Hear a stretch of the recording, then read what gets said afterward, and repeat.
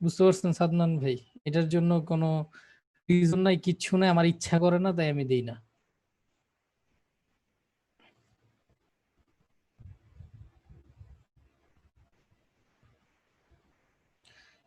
যাক, যেই গিগে জীবনে অর্ডার পান নাই সেই গিগে নক পাইছেন এবং অর্ডারও পাইছেন। আসলে অ্যাকচুয়াল থিংসই হচ্ছে এইটা। আমরা যত জায়গায় ফাইবার কোর্স করি এই জিনিসটা সবচেয়ে বেশি অ্যাভয়েড করা হয়। সেটা হলো কিওয়ার্ড রিসার্চ করা, কিওয়ার্ড সিলেক্ট করা, রাইট?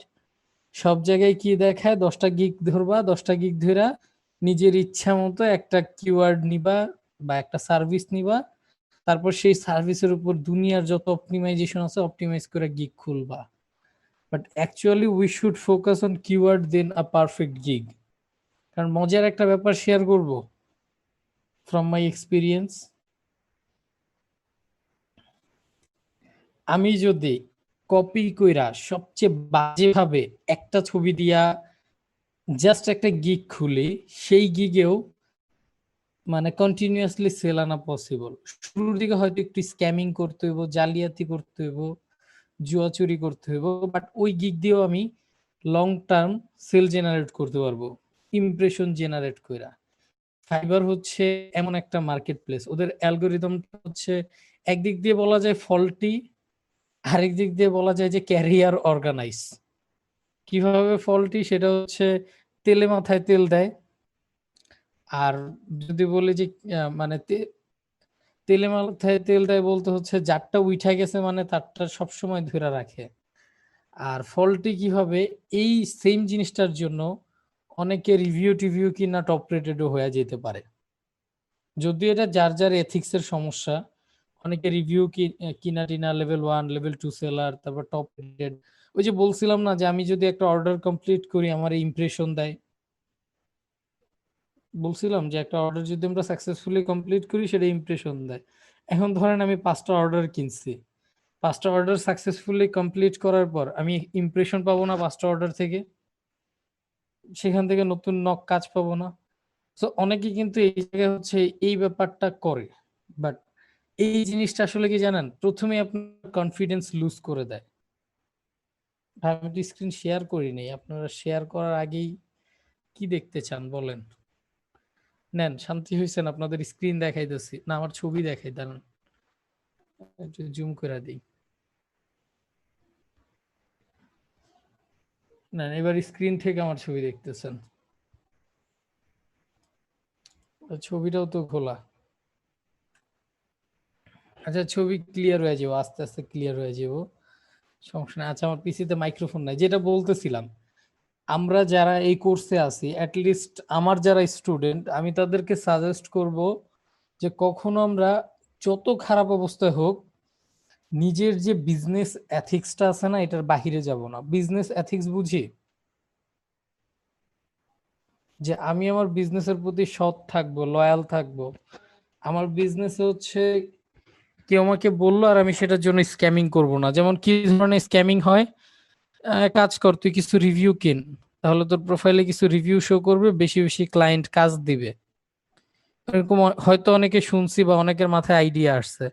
তারপর দেখা যায় যে লেভেল 1 2 এর আগে একটু এরকম হয় যে কারো অর্ডার কমপ্লিশন রেট 89% বা 88%, তো বলে 4-5টা রিভিউ কিন ঠিক হয়ে যাব।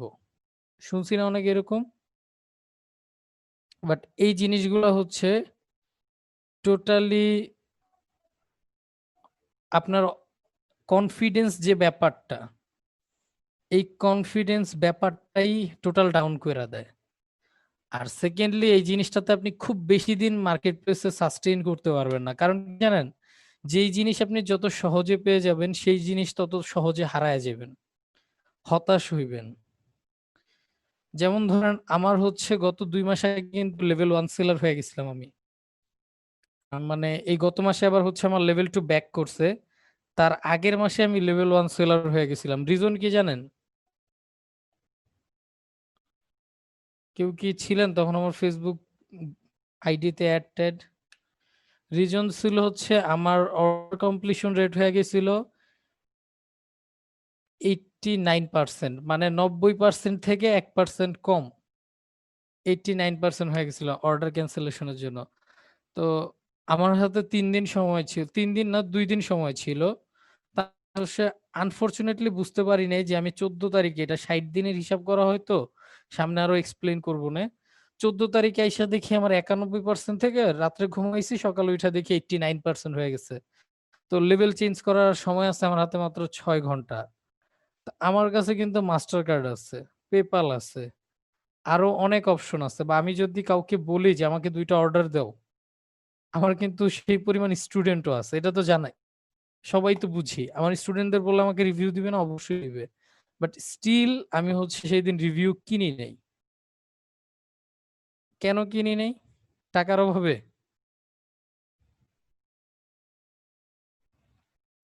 আমার হাতে তো 6 ঘন্টা সময় ছিল। চাইলেই আমি লেভেল 2 ধরে রাখতে পারতাম। আমি এইজন্যই কিনিনি, কারণ তারপর থেকে আমার কাছে ব্যাপারটা আর এথিক্যাল মনে হইব না। আমার বিজনেসটা কেমন যেন একটু বাটপারি টাইপ মনে হইব যে আমি হচ্ছে এক ধরনের জুয়া চুরি করলাম। এক ধরনের আ মানে যেটাকে বলা হয় হচ্ছে বিজনেস এথিক্স এর বাহিরে চলে গেলাম। এই কথাগুলা ক্লাস শুরু করার আগে এইজন্যই বললাম। কালকে আমি দেখছি যে আপনারা কমেন্টে অনেকেই বলতেছেন যে রিভিউ কেনার ব্যাপারটা কি করা যায়? তো স্টিল রিভিউ কিনতে চান কেউ? আচ্ছা ঠিক আছে, আমরা কোনো প্রতিষ্ঠানকে পার্সোনাল অ্যাটাক না করি। আর কোনো মানুষকে তো ডিরেক্টলি নাই। তারা জামাই বউ কলিগরা মিলা যা খুশি তা করুক।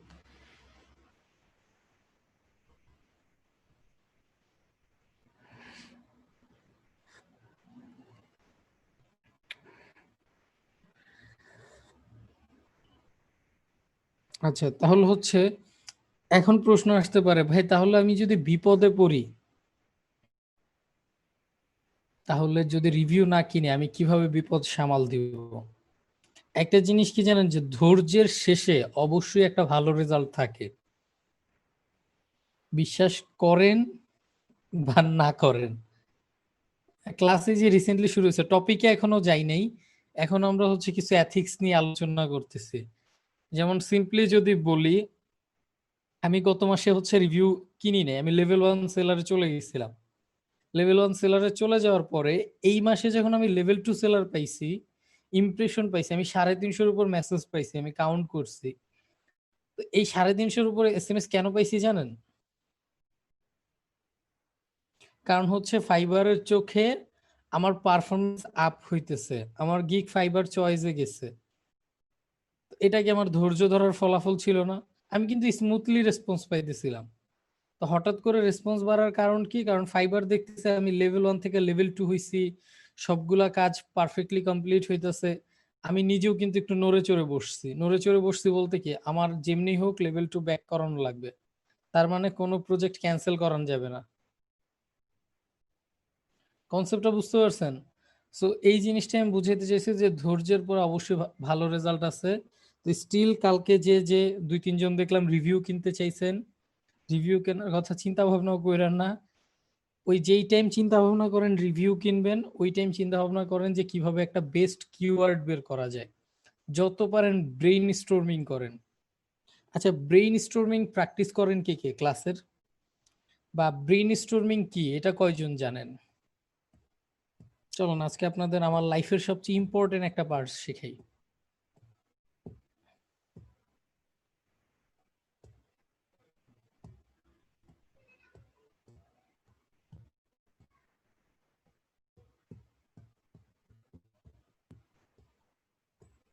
জানি না।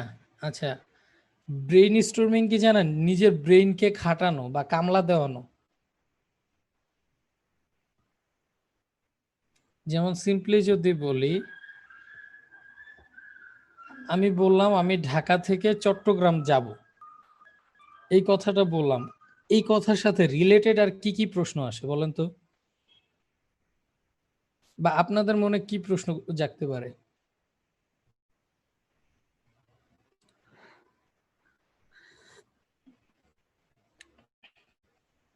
কিভাবে যাব, কখন যাব, এই ধরনের প্রশ্ন আসে না? দেখছেন সবার মাথায় কিন্তু একটা কমন চিন্তা ভাবনা আসছে, কিভাবে যাব। কিন্তু এর মধ্যে কিন্তু দুই একজনের কাছে আগে আসছে না যে কখন যাব। তার মানে কি আমাদের এক একজনের ব্রেন কিন্তু এক এক ভাবে কথাটাকে মানে প্রসেস করতেছে। আবার কেউ কেউ হয়তো চিন্তা করছেন ভাই বোধহয় নিশ্চিত বাইক নিয়ে যাইব, নতুন বাইক কিনছে বাইক নিয়ে যাব, মানে এখানে আমরা যেটাকে বলা হয় হচ্ছে পসিবিলিটিস বা ওই যে সম্ভাবনা, এটাও ইউজ করা শুরু করলাম। আচ্ছা, ব্রেইন স্টর্মিংটা হচ্ছে এরকমই, যে কোনো একটা টপিক নিয়ে ইফ এলস যত ধরনের চিন্তা ভাবনা করা যায় ওই চিন্তা ভাবনা গুলা করা। ধরেন আমি আপনাদের যদি বলি যে এক ঝুড়ি আম, এবার হচ্ছে এক ঝুড়ি আম দিয়ে আপনারা কি কি ডিফাইন করতে পারেন, দেখি চিন্তা ভাবনা করেন তো এক ঝুড়ি আম কি, কেন, কিভাবে, ওই সই, মানে আপনার যা মন চায়।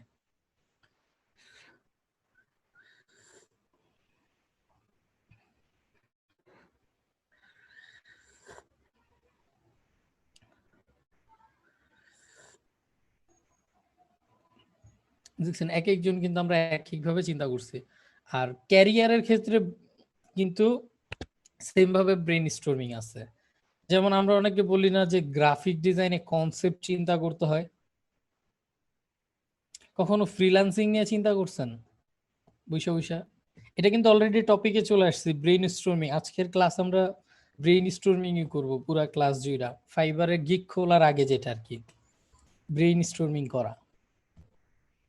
বা এটা শুধুমাত্র ফাইবারে না, একটা মজার ব্যাপার বলি, লাইফে যখনই যেই বিজনেস করেন সেই বিজনেসের আগে ব্রেইন স্টর্মিং করবেন। যেমন ধরেন রিসেন্টলি আমি যে শপ কমেট শুরু করছি, আপনি জানেন যে আমি শপ কমেট নিয়ে চিন্তা করতে করতে সামান্য একটা ফলের বিজনেস, বা মনেই হইতে পারে যে মাত্র একটা ফেসবুক পেজ, ফলের ফেসবুক পেজ, এটা দিয়ে আমি কি ভিশন বের করছি, it can be a multi million converting business. এখন প্রশ্ন আসতে পারে ভাই হাউ বা কিভাবে, এটা আসলে কমু না, কারণ এটা কইলে তো আপনারাও শুরু করে দিবেন, পরে মার্কেট প্লেসে কম্পিটিশন বেড়ে যাবে না? এটা আমার ব্রেন স্টর্মিং এর ফলাফল।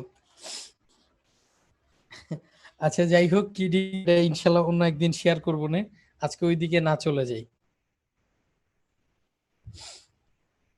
আচ্ছা, যেটা বলতেছিলাম, সো সেম ভাবে লাইফে হচ্ছে যখনই কোনো একটা প্রজেক্ট, কোনো একটা বিজনেস, কোনো একটা কিছু নিয়ে চিন্তা ভাবনা করবেন, সো সেটার আগে চিন্তা ভাবনা করতে হবে বা ব্রেইন স্টর্মিং করতে হবে। ব্রেইন স্টর্মিং কনসেপ্টটা ক্লিয়ার? আচ্ছা, মিস্টার উজ্জ্বল ভাই, ভাই আপনাকে দেখবার চাই ভিডিও, আমার ভিডিওতে দেখতে চান? আমার ইউটিউবে বেশ কিছু ভিডিও আছে, আমার প্রোফাইলেও বেশ কিছু দেখবেন গানের কভার করা আছে, সকাল সন্ধ্যা দেখবেন, তাও আমারে মিস করেন না।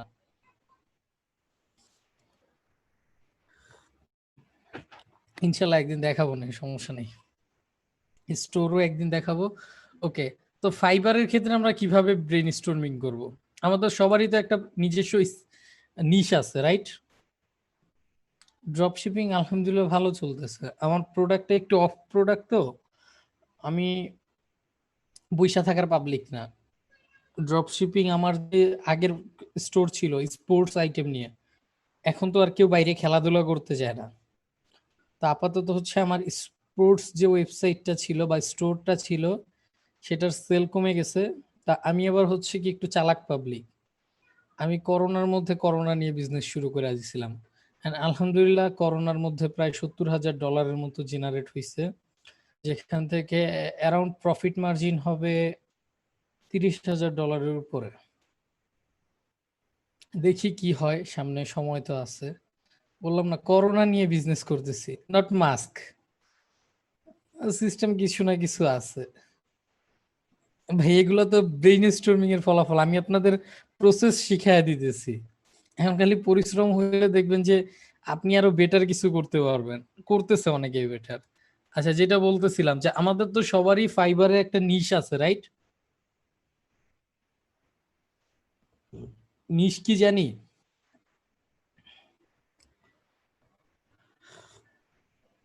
নিশ কি?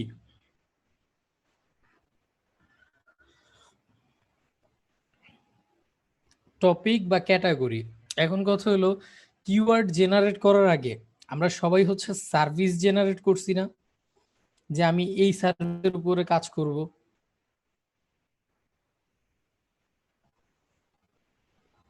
এবার ব্রেন স্টর্মিং এভাবে, না আজকে আজকে কি গিগ খোলার কথা ছিল?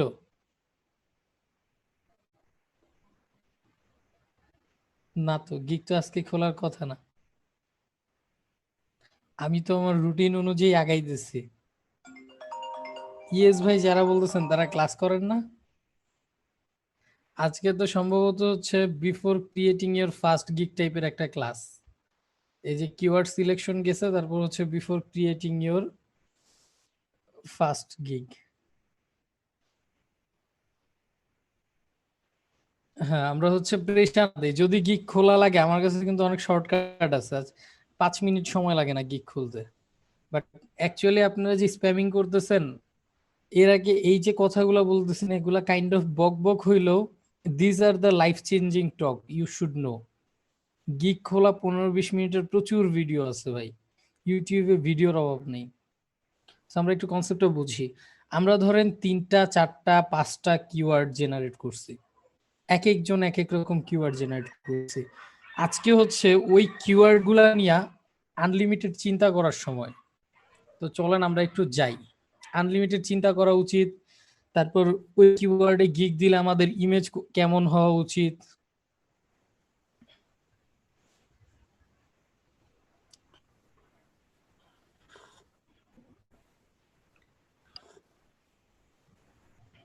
আচ্ছা, লাস্ট ক্লাসে আমি কি কিওয়ার্ড জেনারেট করছিলাম? আচ্ছা, লাস্ট ক্লাসেরটা বাদ, আজকে আমরা নতুন একটা কিওয়ার্ড নিয়ে কাজ করি। আমি নাকি ডিজিটাল মার্কেটিং এর কোন কন্টেন্ট মানে কনসেপ্ট নিয়ে কাজ করি না, খালি ওয়েব আর গ্রাফিক। চলেন আজকে হচ্ছে আমি ডিজিটাল মার্কেটিং নিয়ে করি। নেন, কিওয়ার্ড রিসার্চের জন্য আমরা কিওয়ার্ড রিসার্চ দিয়ে নিলাম হচ্ছে কিওয়ার্ড হিসেবে।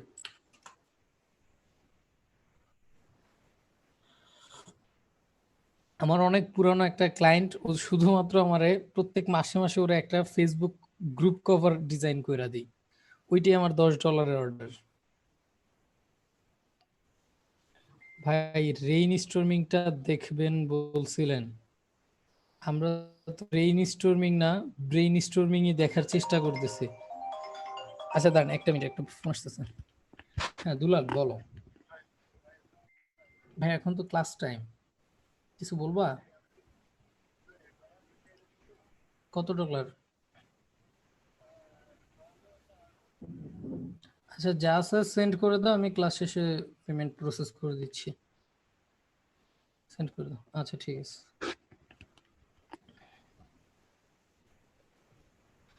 আচ্ছা, যেটা বলতেছিলাম যে ব্রেইন স্টর্মিংটা কি, এটা ওভারঅল হচ্ছে যে কোনো কিছু নিয়ে চিন্তা করা। এখন আমরা লাস্ট ক্লাসে কিওয়ার্ড জেনারেট করছি না, আমাদের এখন দেখতে হবো না অ্যাকচুয়ালি সেই কিওয়ার্ড কি সেল জেনারেট করতে পারে, সেই কিওয়ার্ড কি ভবিষ্যতের জন্য সাস্টেইনেবল। এগুলো চিন্তা করছেন জেনারেট করার সময়?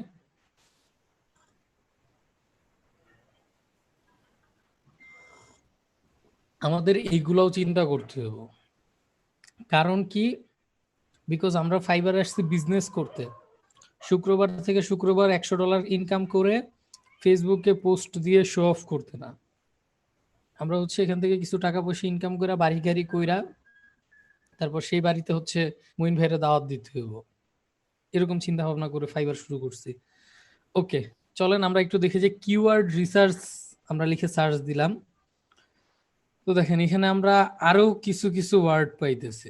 যেমন কিওয়ার্ড পাইছি এখানে একটা কম্পিটিটিভ অ্যানালাইসিস, কন্টেন্ট স্ট্র্যাটেজি, মানে এগুলো হচ্ছে রিলেটেড সার্ভিস। তারপর এখানে পাইছি হচ্ছে কম্পিটিটর অ্যানালাইসিস।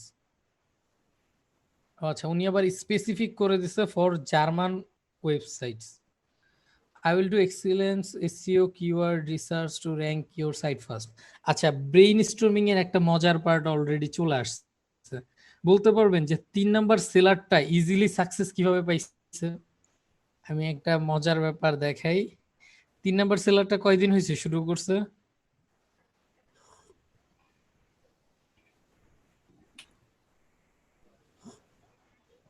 3 নাম্বার সেলারটা কিন্তু চালাকি করছে।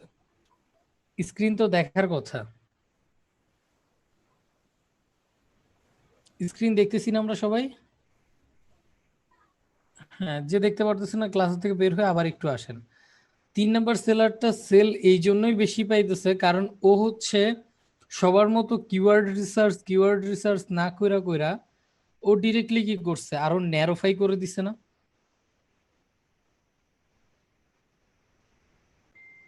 ইউনিক ভাবে চিন্তা করছে না যে কিওয়ার্ড রিসার্চ মার্কেট তো অনেক কম্পিটিটিভ, সো আমি হচ্ছে একটু অন্যভাবে চেষ্টা করি, বা অন্যভাবে সে একটা নিজেকে লঞ্চ করেই ফেলছে।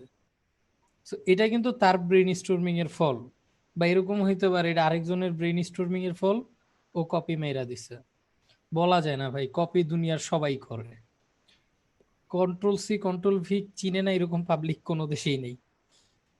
আচ্ছা যাই হোক, তারপরও এটা যে এইভাবে চিন্তা করছে যে কিওয়ার্ড রিসার্চ নিয়ে এত কম্পিটিশন না করে এক কাজ করি, আমি বাংলা কিওয়ার্ড নিয়ে কাজ করি, আমার কাছে একদম ন্যারোফাই পাবলিক আসবে। যেমন জার্মানি কেউ লিখে যদি সার্চ দেয়, ও সর্বপ্রথম কার গিগে যাবে?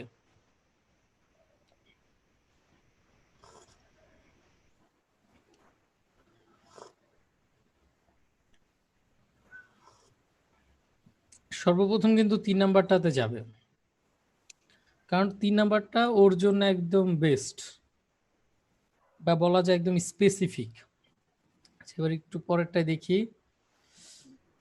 Rank your site first, I will do profitable keyword research competitor analysis.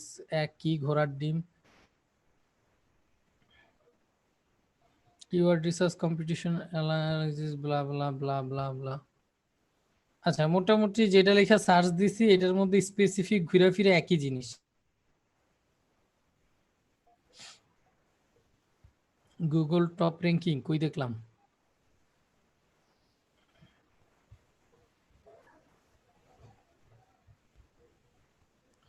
আচ্ছা, এখানে সার্চ দিব।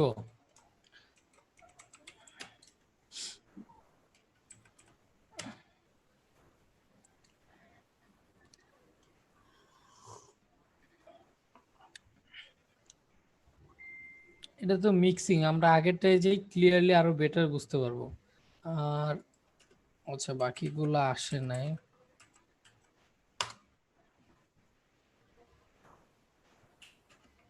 ফাইবার তো সেই লেভেলের বাগ আছে,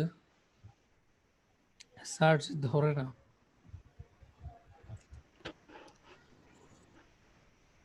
আচ্ছা, আমরা ওইটা দিয়ে শুরু করছি, ওইটা দিয়ে করি, পরে দরকার হলে এটা দিয়ে আবার আসবো না। আমাদের কিওয়ার্ড রিসার্চ কই?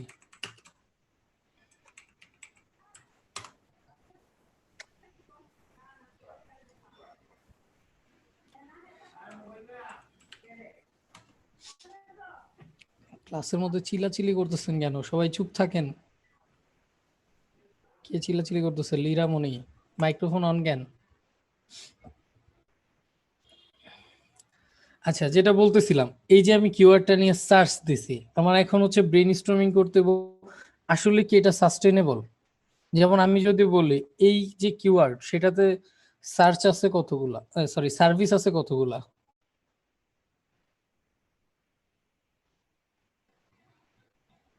কোথায় দেখা যায় সার্ভিস? 3717। এটা হচ্ছে রিলিভেন্সে। এবার একটু দেখি যে বেস্ট সেলিং এ যাই। আচ্ছা, ফিল্টারেশন পাল্টায় ফেলছে আবার। আগে ন্যারোফাই করে দিত, মানে আমি যখন, আচ্ছা এখনো তো দেয়। নতুন সার্ভিস অ্যাড হয়েছে কতগুলা? নতুন প্রায় 777 হয়েছে। বেস্ট সেলিং এর সময় আমাকে দেখাইলো না কেন? Best selling 3700। আচ্ছা, বেস্ট সেলিং বোধহয় আগে থেকে ছিল না। বুঝলাম না কি প্রবলেম আজকে ফাইবার আমার সাথে এরকম করতে কেন? আচ্ছা, রিলেভেন্স একটু দেখি। রিলেভেন্সও সেম। হ্যাঁ, এটা একটা বাগ, হয়তো সামহাও কোনো বাগ কাজ করতেছে। না, ভিপিএন কানেক্টেড না, আমি একটাই ভিপিএন ইউজ করি এবং সেটা অফ। অফ তো অফ, আবার ফাইবারের জন্য স্পেশাল ফিচার দেওয়া আছে, মানে আমি যদি ভিপিএন অনও করি ফাইবারে সেটা কাজ করবে না। লাইক এর জন্য আমি ব্রাউজার অলওয়েজ প্রেফার করি। দেখছেন এখানে কাজ করবে না, কারণ কি? আদার সাইটে অন fiverr.com ব্লক করা আছে। এটা অনেক সময় হয়। আচ্ছা যাক, সমস্যা নেই।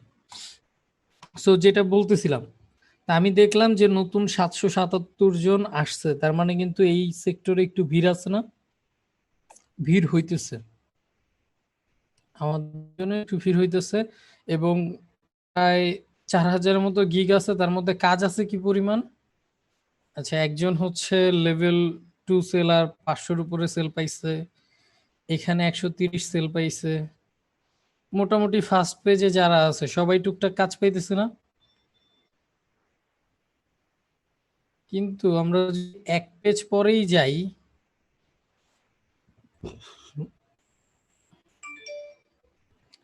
যে কোনো ওয়েবসাইট বন্ধ করা যাবে, এক পেজ পরেও টুকটাক কাজ আছে।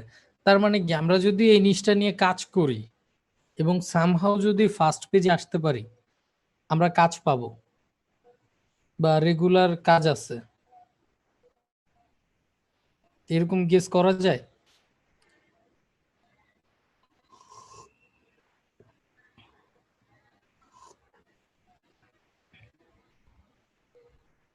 বুঝিনি।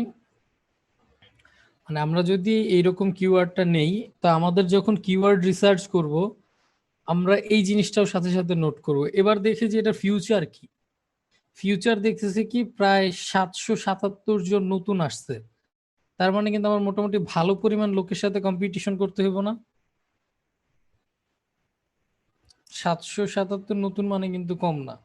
এবার একটু দেখি নতুনদের মধ্যে অবস্থা কি, নতুনদের মধ্যে কি সবাই কোয়ালিটি ফুল। প্রথম জন দেখতেছে যে প্রায় $1200 স্টার্টিং। দেখি একটু $1200 স্টার্টিং ভাইয়াকে।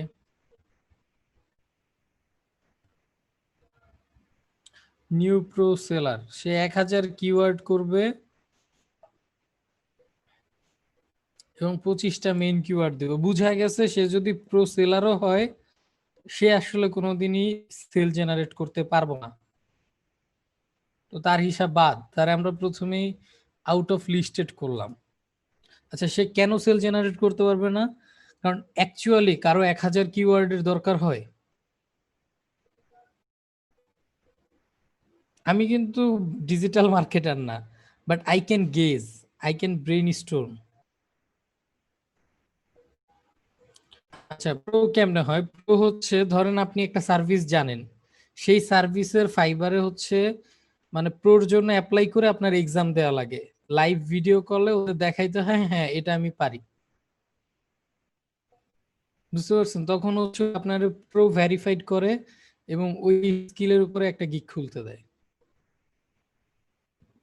বাট প্রোটা হচ্ছে হুদাই, প্রো সেলাররা খুব কমই সেল পায়, আবার অনেক টপ রেটেড প্রোর জন্য নমিনেট হয়।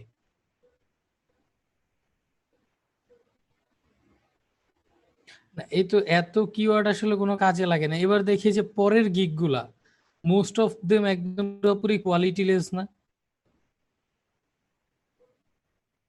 এবং সবচেয়ে মজার ব্যাপার হলো আপনার কম্পিটিশন গুলা কিন্তু ম্যাক্সিমাম ফরেন বা বিদেশি ডিজিটাল মার্কেটার। তার মানে বোঝা যাইতেছে যে এই সেক্টরে যদি আমি ইন করি, ভালো কিছু করা যাইব। এই জিনিসগুলো আমরা নোট করব, ঠিক আছে, গিগ খোলার আগে, যে আমরা যে সার্ভিসটা দিতে চাইতেছি এটা কি সাস্টেনেবল কি না, বা সামনে এটা দিয়ে আমরা ফ্রিল্যান্সিং আগাতে পারবো কিনা। ওকে, এবার আসি হচ্ছে ইমেজ। মানে আমাদের হচ্ছে গিগ খোলার আগে সবার আগে যে জিনিসটা দেখতে হয়, এই যে এখন চলে আসছি আমরা গিগ থাম্বনেইলসে। তারপরে একটু সেলার লেভেলেও যাব।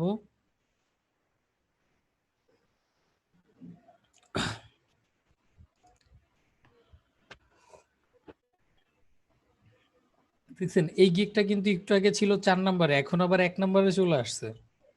সার্ভিসের পরিমাণও কিন্তু কমে গেছে না?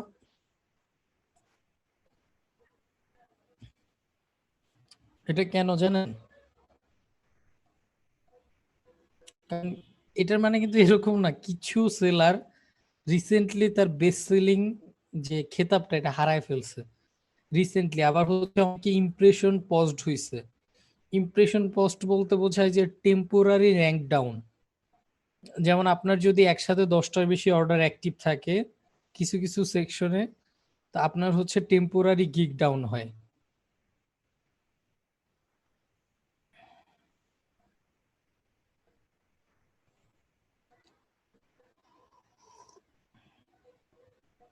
আমার 2 বছর বসে থাকা গিগে ডিরেক্টর রেগুলার মেসেজের মাধ্যমে না, দ্যাটস দ্য থিংস, আসলে গিগে চেঞ্জেসটা অনেক ইম্পর্টেন্ট। আচ্ছা আমরা একটু বলি।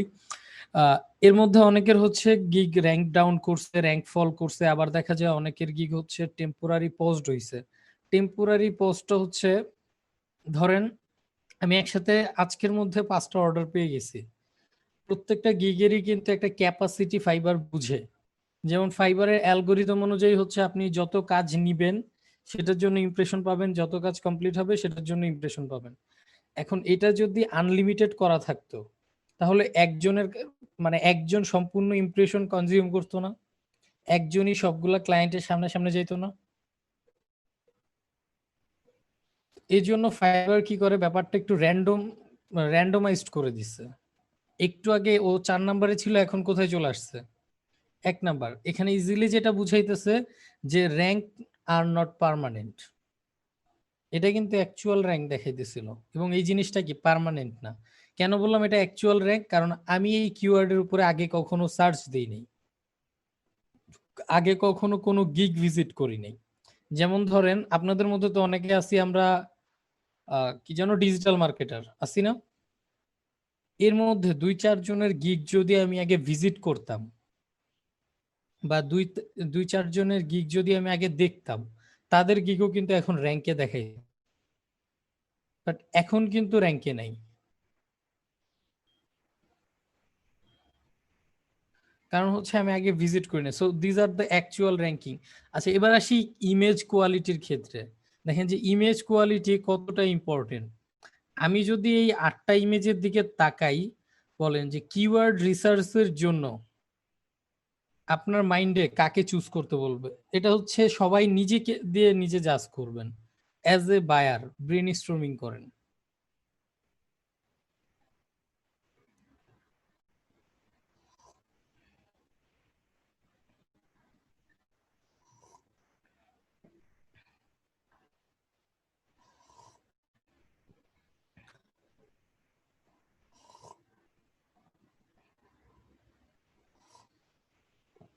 এবার দেখি যে আমরা আমাদের একটু লজিক ইউজ করি।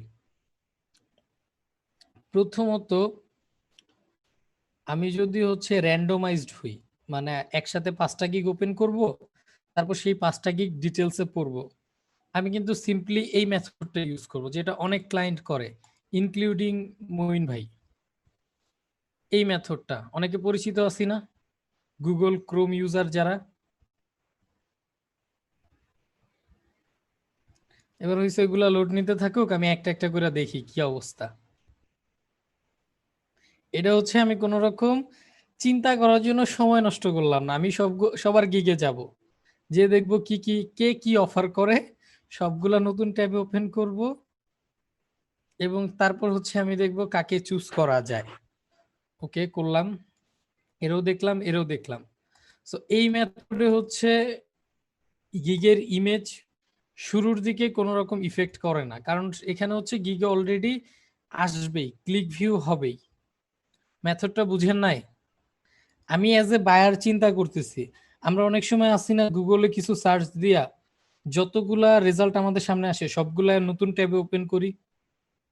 এটাকে বলা হচ্ছে ইউজার বিহেভিয়ারের মধ্যে একটা, মানে গুগলে যা আসছে সব নতুন ট্যাবে একটা একটা করে ওপেন করি, তারপর যা দেখি আসলে কোন ওয়েবসাইটে কি আছে। এটা কিন্তু সবাই করে, সবাই করে বলতে সব জায়গায় অনেক ইউজার করে, সেটা বলতেছিলাম। এবার যদি আমি কোয়ালিটি বায়ার হিসেবে টাইম নিয়ে চুজ করতে চাই বা সিলেক্ট করতে চাই, তখন কিন্তু আমি প্রথমে হচ্ছে নাম্বার 1 কে অবশ্যই ওপেন করব। কেন? কারণ এই 8টা গিগের মধ্যে নাম্বার 1 হচ্ছে সবচেয়ে বেশি attractive. Not not because of that girl, বা ওই মেয়ের জন্য না, কিন্তু আপনি দেখছেন ও কিন্তু বর্ডার দিয়ে একদম স্পেসিফিক বক্স করে অ্যাট্রাক্ট করতেছেন আপনাকে। এখানে মেয়ে না ছেলে হইলেও এটা অ্যাট্রাকটিভ ছিল। তারপর দেখেন কালারটা ব্যাকগ্রাউন্ড থেকে একদম ফুটে আছে না। এবার আসে দেখেন তার হচ্ছে প্রায় 554 রিভিউ।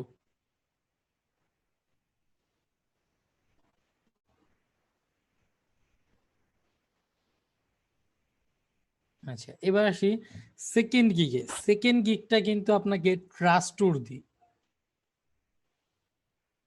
কিভাবে ট্রাস্ট দি?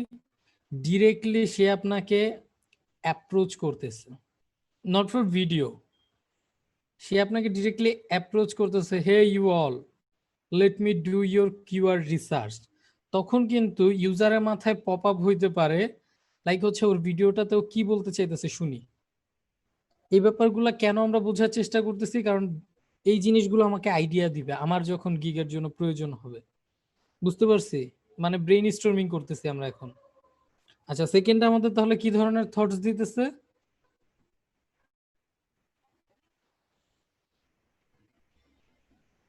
অ্যাপ্রোচ করতেছে ডিরেক্টলি, যে আমাকে দেখো আমি কি বলতে চাইতেছি শুনো। So we can try this method also. But থার্ডটা একটু বেশি বোঝা যাইতেছে না, যে টেমপ্লেটিং টেমপ্লেটিং। তবে থার্ডটা কিন্তু একটা, এটাকে বলা হচ্ছে ক্লিক বিট মার্কেটিং আছে। ও পেছনে কিন্তু একটা ফাইবারের মানে ওয়েবসাইট টাইপ লাগায় রাখছে, যদিও এটা হচ্ছে ফাইবারের কিন্তু অফিসিয়াল না। এটা যা দেখেন ওর লোকালি কোনো অফিস টফিসে ফাইবারের লোগো লাগানো আছে, সেইটার সামনে দাঁড়ায় ছবি তুলছে। কারণ ফাইবারের মানে যে অফিসিয়াল কোনো লোক এসে তো আর কিওয়ার্ড রিসার্চ করতে যাবে না, জব টপ ফালায় রেখা। সো দিস ইজ হচ্ছে কাইন্ড অফ ট্রিক্স। ফটোশপ না, এটা বোঝা যাইতেছে যে অফলাইন ফটো। ফটোশপ খুব কমই বোঝা যাইতেছে। অফলাইন ফটোই মানে শ্যাডো ট্যাডো গ্লসি ভাবটা বুঝাইতেছে অফলাইন।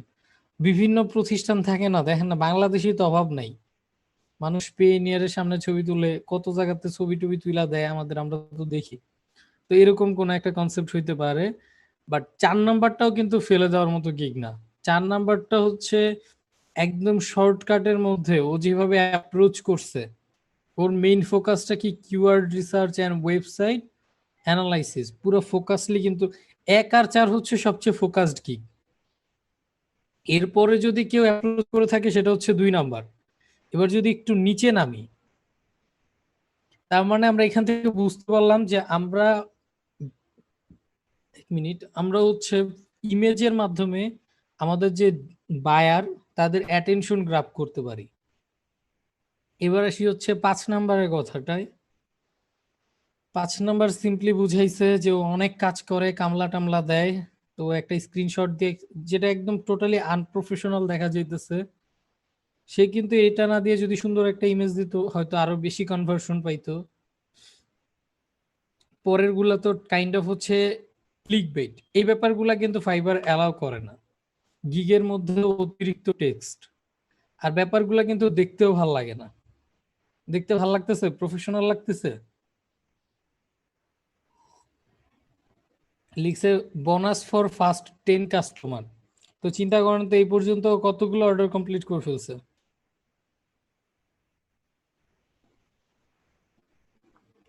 100, প্রায় হচ্ছে 134টা কাজ কমপ্লিট করছে। তো ওর কি আর ফার্স্ট 10 কাস্টমার আছে?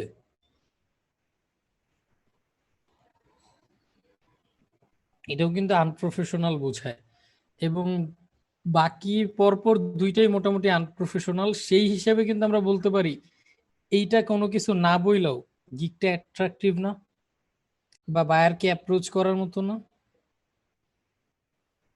কোনো কিছু বলে নাই, বাট স্টিল কিন্তু লাইক হচ্ছে ও কি বলতে চাইতেছে এটা শুনি, এই অ্যাপ্রোচটা কিন্তু কাজ করতেছে। সো আমি এখানে যেটা বলতে চাইতেছি, যে আমরা যখন সবাই গিগ খুলবো আমরা এইভাবে চিন্তা করব, যে আমি ফটোশপ জানি মানেই আমি আমার গিগের উপরে উল্টা পাল্টা যত পারি টেক্সট না দিয়ে যতটা প্রফেশনাল ভাবে দেয়া যায়। কেন প্রফেশনাল ভাবে দেয়া যায়? একটা জিনিস খেয়াল করছেন, যে গিগ গুলা প্রফেশনাল এগুলার প্রাইসও কিন্তু বেশি। যেমন এটার কথা বলি, এটা তো মনে করেন কপি পাস্ট কাজ করে, এটা বুঝাই যাইতেছে। আসলে কি আপনার যখন 1000 2000 রিভিউ হয়ে যাবে, আপনি কন্টিনিউয়াসলি কোয়ালিটি কাজ দিতে পারবেন না।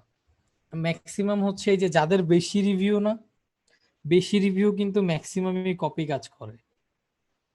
কারণ আপনি সময় নিয়ে যদি ইউনিক কোয়ালিটি কাজ করতে চান, রিভিউ একটা একটা করে জমাইতে জমাইতে খবর হয়ে যায়।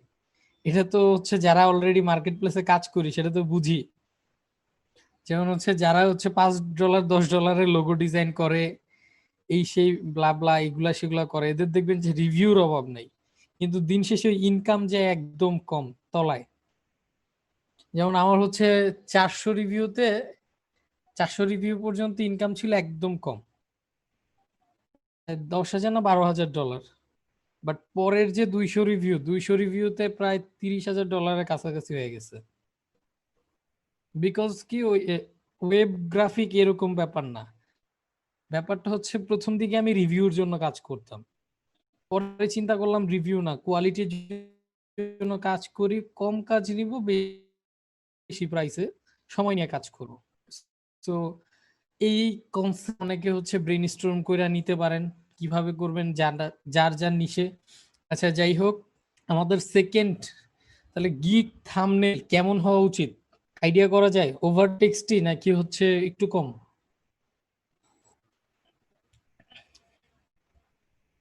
আচ্ছা, গিগের নিজের ইমেজ না ইলাস্ট্রেশন? গিগের নিজের ইমেজটা হচ্ছে সবচেয়ে বেশি প্রফেশনাল জিনিস। আচ্ছা, gig image do and don'ts, hopefully হ্যাঁ পেয়ে গেছি। তো গিগ ইমেজ নিয়ে হচ্ছে আমরা আরেকটু ঘাটাঘাটি করি, ক্লিন বা মিনিমাল টাইপ। সো ফাইবার হচ্ছে গিগ ইমেজ নিয়ে একটা আর্টিকেল পাবলিশ করছে, আপনি গিগ ইমেজে কি কি করতে পারবেন আর কি কি করতে পারবেন না। আশা করি যে অনেকে আর্টিকেলটা পড়ছেন, যারা পড়েন নাই আমি পাশাপাশি দিয়েও রাখি আপনাদের চ্যাট বক্সে। আর আমি একটু এক্সপ্লেনও করে দিই, সম্ভবত আপনাদের উপকারে আসতে পারে, যেহেতু কাল পরশু লাগবে। ওকে, এখানে একটা ভিডিও দিছে, যেটা সময় করে দেখে নিয়েন। আমার ওনারে ভাল লাগে নাই তাই ভিডিওটা দেখবো না। গিগ ইমেজের সর্বপ্রথম যে জিনিসটা ফাইবার না করছে সেটা হচ্ছে পিক্সেলেটেড ইমেজ ইউজ করতে না করছে। পিক্সেলেটেড ইমেজ কি? সোজা কথা হচ্ছে আপনি নোকিয়া দিয়া ছবি তুইলা সেটা ফেসবুকে আপলোড করার মতো। মানে নোকিয়া মোবাইলে দেখতে অনেক সুন্দর লাগতেছে, একদম পুরা সালমান খানের মতো, কিন্তু যখন ফেসবুকে আপলোড করছেন, আমি প্রো থেকে দেখছি কিরে ভাই, ওর চেহারা তো বুঝেই যায় না, ওইটা কি আপলোড করলো, ওটা তো হিরো মগা আলমের মতো লাগে। At least we can't call him hero, পুরা মগার মতো লাগবে। সো এই জিনিসটা আসলে করা যাবে না। গিগের জন্য আমরা যখন ইমেজটা তৈরি করব, সবসময় প্রয়োজন একটু এইচডি দেব, কারণ এখন কিন্তু টেকনোলজি আপগ্রেড হয়েছে। আপনি মানে একটু যদি এইচডি ইমেজ দেন, টেকনোলজি কিন্তু একটা প্রিভিউ তৈরি করে সেটা আগে দেখায়, পরে আস্তে আস্তে ফুল ইমেজটা লোড নেয়। লাইক হচ্ছে আমরা স্কাইপে যখন আমার ছবিটা ওপেন করছিলাম, এই ছবিটা মনে আছে, প্রথমে হচ্ছে আমাদের কি দেখাইছে, যে এখনো কিন্তু সেম টেকনোলজির ইউজ হইতেছে, যেটা বলে লেজিলোড। প্রথমে আমার ইমেজের একটা ব্লারি ভার্সন ছিল না, বা কম্প্রেসড ভার্সন, তারপর কি করছে, আমাকে একটা ফুল এইচডি ভার্সন দেখাইছে। সো ইমে মানে আমার গিকটা অনেক ভারী হয়ে যাইব, এরকম কনসেপ্ট ইউজ না করে আমরা একটু এইচডি কোয়ালিটির ইমেজ দিব। এর মানে কিন্তু এরকম না আমার ইমেজই যত 5 MB 5 MB না খেয়ে ফেলে, কারণ 5 MB খাইলে কিন্তু আবার ঝামেলা আছে। কারণ আপনার ইমেজটা তখন ফুল ইমেজটা লোড নিতে প্রচুর সময় লাগবে না? মানে আপনার হচ্ছে ধরেন প্রথমে কমপ্লিট ভার্সন দেখাইছে, তারপর আপনার ফুল যে এইচডি ইমেজটা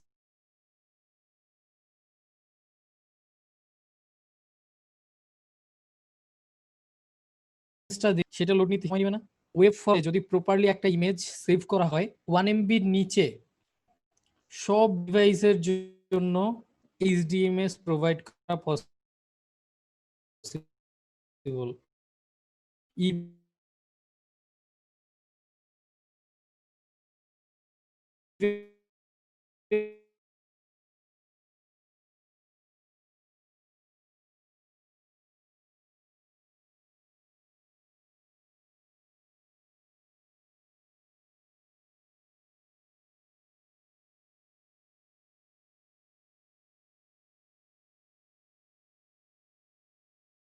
তো আপনি জাস্ট হচ্ছে আপনার গিগের ডেসক্রিপশনে বলে দেন যে সোর্সের মধ্যে অমুক ইমেজটা ফ্রি পিকে বা হচ্ছে ফ্রি পিক থেকে কালেক্ট করা অমুক ইউজারের, এরকম করে করতে পারেন।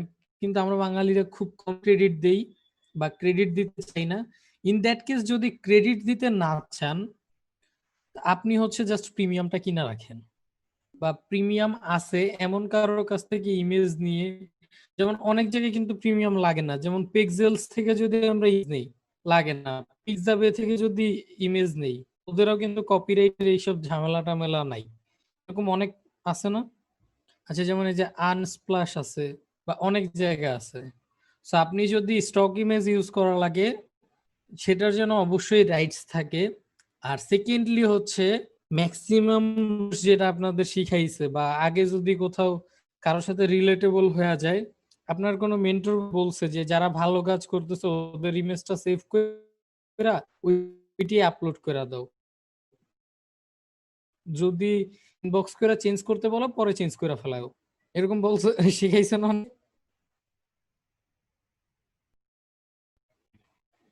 সো এই এই জিনিসটা আসলে উই শুড, কারণ কি ভাই, বলা যায় না সবাই কিন্তু ভালো মানুষ নাই। যেমন আমি কিন্তু মানে কাউকে ইনবক্সে যে যাই না, কি রে ভাই গিগের ইমেজ ইউজ করছস কেন, আমি সিম্পলি একটা রিপোর্ট মাইরা সাপোর্টে একটা টিকেট ওপেন করে রাখি যে এই ভদ্রলোক আমার গিগ ইউজ করছে। আমি ডিরেক্টলি ফাইবার সাপোর্টে একটা টিকেট ওপেন করে রাখি, তারপর দেখি 2 দিন পরে টিকেটও ক্লোজ হয়, ওর গিগ সহ অ্যাকাউন্টও চলে যায়।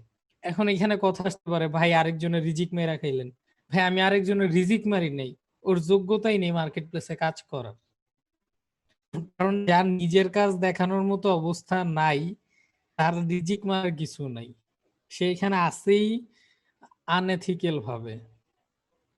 না ঠিক আছে, অনেককে ইনবক্স করাটা হচ্ছে কাইন্ড মানে মায়া দয়া দেখানো, কিন্তু ভাই প্রায় তো 3 বছর হইতে চললো, অনেক মায়া দয়া দেখাইছি, এখন বিরক্ত হয়ে গেছি, লিটারেলি ফেড আপ, বারবার গিক ক্লোন কপি।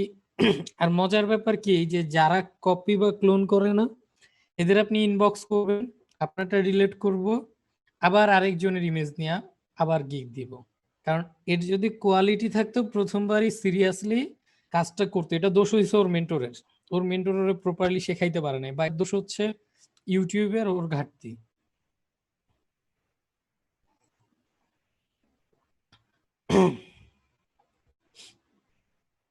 না, এই যে ঝাড়ির যে ব্যাপারটা, আমরা কখনোই কাউকে গালাজ করব না, তার যদি দোষও থাকে।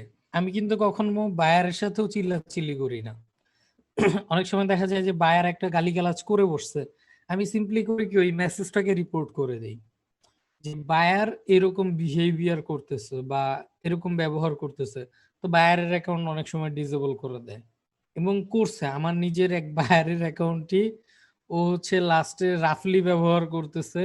তাও একটা কি ব্যাপার, ও আচ্ছা ওর কাজ আমি নিব না, একটা বায়ার কাজ হচ্ছে আমি নিব না, কারণ ওর ব্যবহার ভাল লাগে না, ব্রো ডুড কুল এরকম মানে আনপ্রফেশনাল, সম্ভবত কোনো ইয়াং ছেলে পেলে ছিল।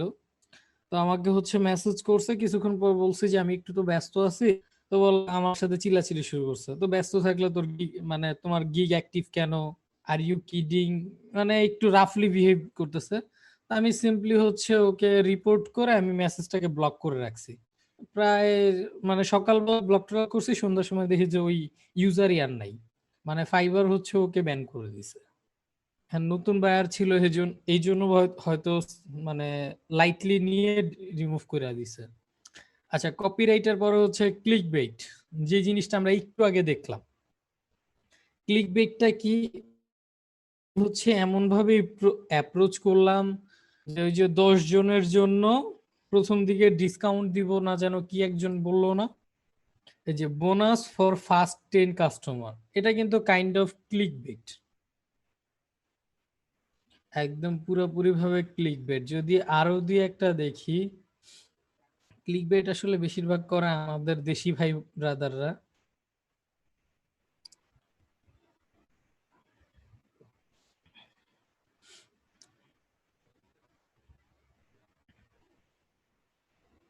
আচ্ছা ভাই আমি বুঝছি, স্প্যামিং করে না, আমি আমার সব টুলস আপনারা লিখে দেবো না, সবগুলা টুলস নিয়ে নিয়ে এগুলো এক একটা এক এক কাজের ভাই, এগুলা ম্যাক্সিমামই আপনাদের জন্য ইউজলেস। আচ্ছা মানুষ ভালো হয়ে গেছে, রুলসের বাইরে চলে গেছে, তো ক্লিক বেট জিনিসটা কমে গেছে। ক্লিক বেটটা একটু সিম্পলি বইলা দেই, সেটা হচ্ছে আমরা অনেক সময় দেখেন না যে ইউটিউবে যাওয়ার আগেই বলে যে দেখুন রণবীর কাপুর কি করলো, আর ভিডিওতে যা দেখেন যে রণবীর কাপুর হচ্ছে সকালবেলা উঠা কফি খাইছে। তো এরকম অনেক সময় হয়ে যায় না, আমরা এক্সপেক্ট করি যে এই গিগে বা এই ভিডিওতে গেলে রণবীর কাপুর হচ্ছে দীপিকার সাথে পালায় গেছে, কিন্তু যায়া দেখি যে রণবীর কাপুর হচ্ছে সকালবেলা উঠা কফি খাইতেছে। তো কি করলো অ্যান্সারও আছে, বাট অ্যাকচুয়ালি আমার ইন্টেনশন যে জন্য ছিল, বা ইন্টেনশন আরো খারাপ হইতে পারে, এটা আমার মাইন্ডের উপর ডিপেন্ড করে, সেই ইন্টেনশনটা আসলে ব্রেক করছে।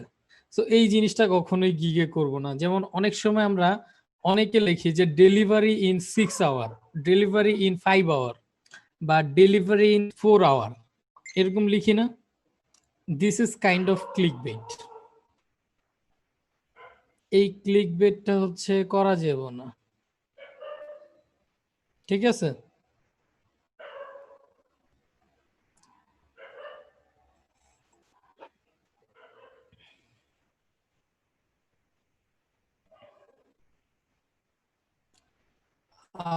ইমেজ কম্প্রেস কেন করা লাগবে? ধরেন আমি একটা ইমেজ 3 MB আপলোড করলাম, আচ্ছা পরে হচ্ছে ক্লিক বেট আবার ফিরতেছি, তো 3 MB লোড নিতে সময় লাগবে না? আর নেট হয়। ফাইবার কিন্তু প্রথমে একটা কম্প্রেসড ভার্সন দেখায় বা ঘোলা ভার্সন, বাট ফুল ইমেজটা লোড নিতে একটু টাইম লেগে যাবে না 3 MB একটা ইমেজ আপলোড করলে? এই জন্য বললাম যে কম্পারশন অলওয়েজ বেটার, এটাই।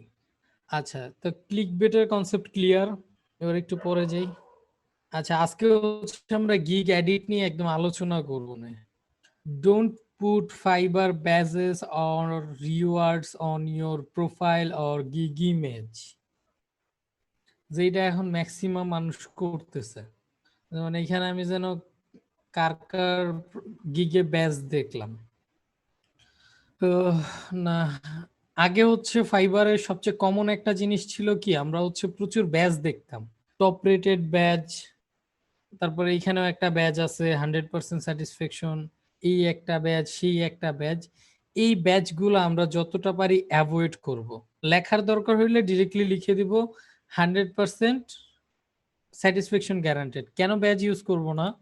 ফাইবার কিন্তু কোনো কিছু ম্যানুয়ালি চেক করে না, অনেক সময় টসের বাহিরে চলে যায়, কিসের জন্য? এক্সক্লুসিভ ফাইবার ওটা দেয়া যায়, ওটা কিন্তু কোনো প্রকার ব্যাজ না। ব্যাজ কোনটা?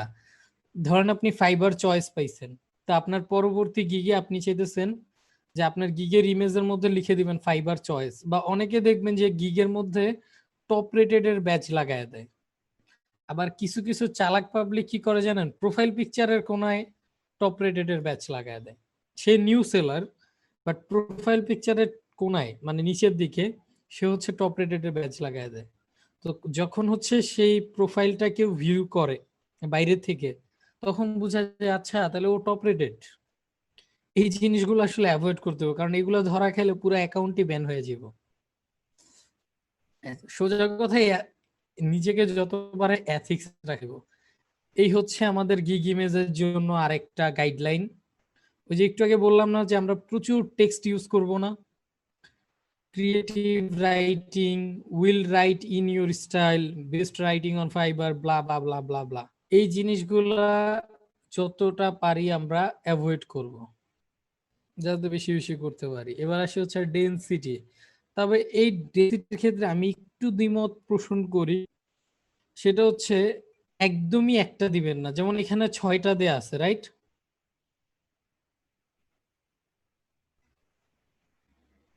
হ্যাঁ, 20% টেক্সট ওইটা বলতেছি না, এখানে একটু ব্যাপারটা, এখানে ও যেটা বুঝাইছে যে ডোন্ট ওভারক্রাউড উইথ ইমেজেস, বাট এটা দিয়ে কিন্তু আপনাকে লিমিট করে দেয় না যে একটাই দিবেন। সবসময় চেষ্টা করবেন মিনিমাম 4টা দেয়ার, যদি লোগো বা ছোট ছোট প্রজেক্টে কাজ করেন। কেন বললাম? মানুষের চয়েস কিন্তু ভিন্ন ভিন্ন। যেমন আপনি হয়তো মনে করতেছেন এই ডিজাইনটা বেস্ট, বা এখানে চিন্তা করেন, এখানে ইয়োগা ফিটনেস থেকে কিন্তু থিঙ্ক গিকটা আরো বেশি মানে অ্যাট্রাকটিভ লাগতেছে না? বা পিপল এক একজনের কাছে কিন্তু এক একটা বেটার লাগতে পারে। আর 4টা ইজিলি দেয়া যায়, কিন্তু 6টা 8টা এগুলা দেয়া যায় না। পিসিতে তো বুঝতে পারছি যে ওভারঅল লুকটা সুন্দর লাগতেছে। চিন্তা করেন তো, যেসব বায়ার মোবাইল দিয়ে গিগ দেখতেছে, মোবাইলে আপনার গিগের ইমেজটা কতটুকু থাকে? একটুখানি না? সেইখানে যদি ওগুলা মানে লোগো কোনোটাই বুঝতে পারবে বায়ার। সো মেড সিম্পল, ওভারক্রাউড না করে, যেমন 8টা 9টা 10টা না দিয়ে সিম্পলি 4টা দেন, পরের ইমেজে আবার 4টা দেন, তারপরের ইমেজে 4টা দেন, এটার হয় 2টা দেন, তারপর পিডিএফ এর মধ্যে আরো হচ্ছে 4টা 4টা দেন। 15-20টা কাজ দেখাও যদি আপনারা কাজ না দেয়, তার মানে হচ্ছে আপনার স্কিল ডেভেলপ করতে হবে। আচ্ছা, সেকেন্ডলি হচ্ছে প্রপোর্শন, যে জিনিসটা আমরা নন ডিজাইনাররা অনেক ভুল করি, আর যারা হচ্ছে আমরা ডিজাইনার আছি শুরুর দিকে অনেক ভুল করি। এই ভুলটা আমরা সবাই করছি না অ্যাজ এ ডিজাইনার? আমি পার্সোনালি করছি। হ্যাঁ, কেউ যদি বলে যে না ভাই আমি জীবনে করিনি, সো বেটা তো তো ঝুট বলবে। কারণ আমি জানি, যখন আমরা শুরুর দিকে থাকি সবাই এই মানে কন্ট্রোল বা শিফট ধইরা হচ্ছে ট্রান্সফর্ম করার যে ব্যাপারটা, এই জিনিসটা একটু গোলায় ফেলি, দুই একটা ভিডিও দেখলে ক্লিয়ার হই। তখন হচ্ছে আমরা অনুমানের উপরে বড় ছোট করি, রাইট? যারা একটু ফটোশপে যারা আছে তারা রিলেট করতে পারবো এটা। So, আমরা ইমেজকে কখনোই প্রপোর্শন নষ্ট করব না বা চ্যাপ্টা করব না।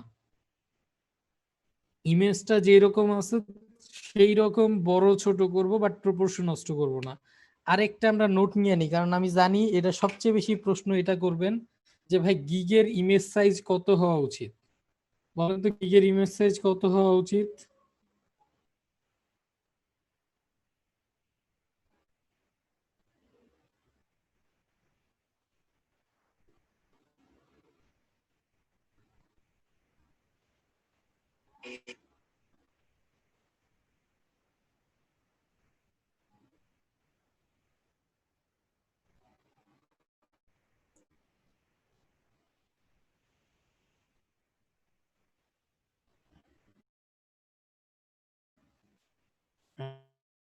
এবার আমি আর একটু ক্লিয়ার করে দিই, এক একজন এক এক সাইজ বইলা তো সবাইরে কনফিউজ করে দিছে।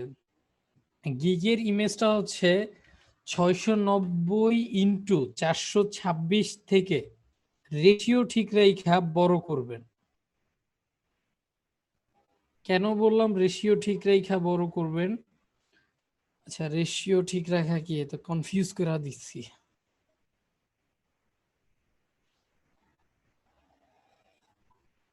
যে আমরা একটু ফটোশপটা ওপেন করি।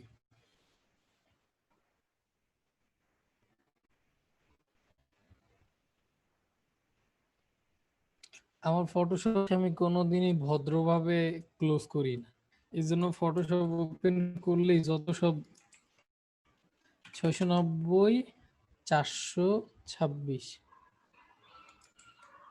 কেন তাড়াতাড়ি ফটোশপ ওপেন হয়েছে এই জন্য জিজ্ঞেস করলেন? আচ্ছা, এইটা হচ্ছে আমার অ্যাকচুয়াল গিগের ইমেজ সাইজ। তারপর ইমেজে যাই, ইমেজ সাইজে যাই, এবার এইখানে উপরে যা টাইপ করি, যেমন 1500 সাথে হাইটের সাইজ কত? 2500 সাথে 1543। তার মানে এখানে কত দেওয়া উচিত, এটা একটা কনফিউশন কাজ করে না?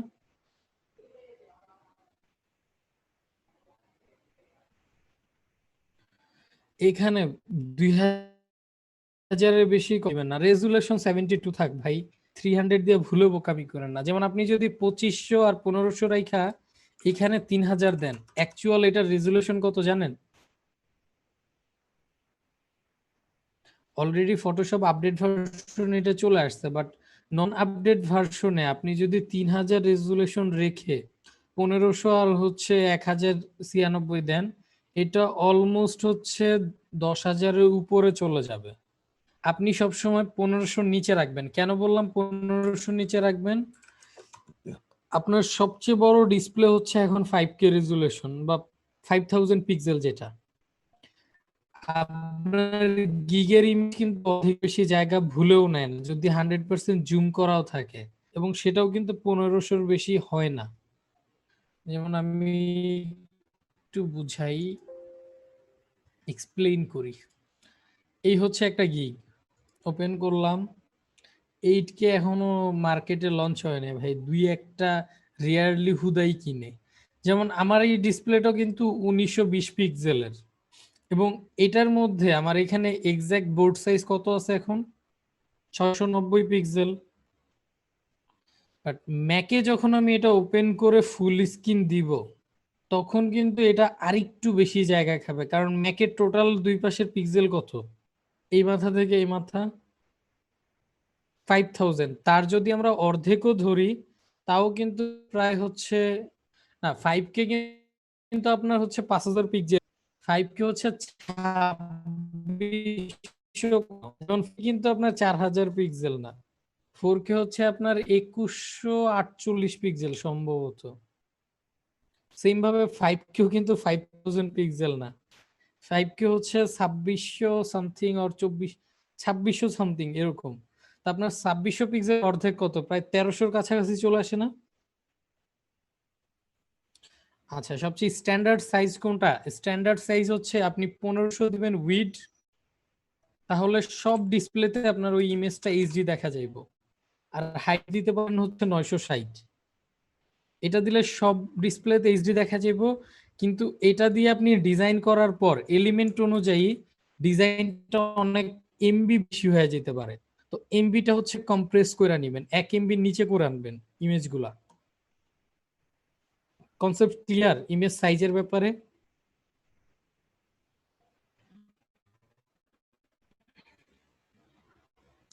যেহেতু আমরা কালকে গিগ খুলবো, কিছু গিগের ইমেজ আজকে থেকে বৈশা বৈশা কইরা ফেলায়েন। আচ্ছা, একটু পরেরটা চলে যাই। এবার আসি হচ্ছে ইউনিকনেস। ইউনিকনেসটা হচ্ছে কমপ্লিটলি সবচেয়ে ইম্পর্টেন্ট জিনিস। কিভাবে এমবি কমাবো? একই জিনিস বারবার বললে হয়তো আপনারা বুঝেন না বা ভুলে যান। আচ্ছা, লাইভই দেখাই তাহলে। মানে টিনি পিএনজি বা টিনি জেপিজিতে যে আপনি ধরেন আপনার ডেস্কটপে যে ইমেজটা সেভ করছেন, যেমন এখানে হচ্ছে আমার সুন্দর একটা ছবি আছে, আমি ছবিটা আপলোড করলাম। কত ছবিটার এখানে কত কেবি ছিল? 335 কেবির ছবি। যখন আমি এখানে কম্প্রেস করতে দিলাম, আমার ইমেজটা কত কেবি হয়ে গেল? 70 কেবি। এবার বুঝছেন যে ইমেজ কম্প্রেস করবেন কিভাবে। এবং দুইটার মধ্যে কিন্তু দেখেন পার্থক্য কিন্তু তেমন বেশি না, তবে পার্থক্য আছে। আবার যে পার্থক্য নাই বইলা চাপাও মারা যাব না। সরি, এটা না, এটা। পার্থক্যটা হলো, এই যে দেখেন দুইটার মধ্যে পার্থক্য মোটামুটি ভালোই। একটা বুঝতে পারতেছেন, একটা হচ্ছে একটু শার্প, আবার হচ্ছে জুম করলে ফাইটা ফুইটা যাইব।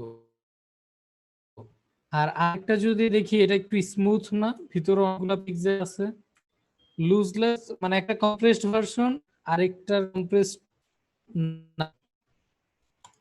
পিক্সেলের যে ভিজুয়ালটা বুঝাই যেতেছে দুইটার মধ্যে, এটা হচ্ছে একটু শার্প, ওইটার মধ্যে পিক্সেলেট। আচ্ছা, এবার হচ্ছে এখানে চলে আসি ইউনিকনেস। ইউনিকনেসটা জানেন? ইমেজ এক্সটেনশন জেপিজি দিবেন না পিজি দিবেন? ইমেজ এক্সটেনশন যেটা দেন ভাই, এই কাজ দিবে। এটার জন্য ফাইল রাখেন নাই।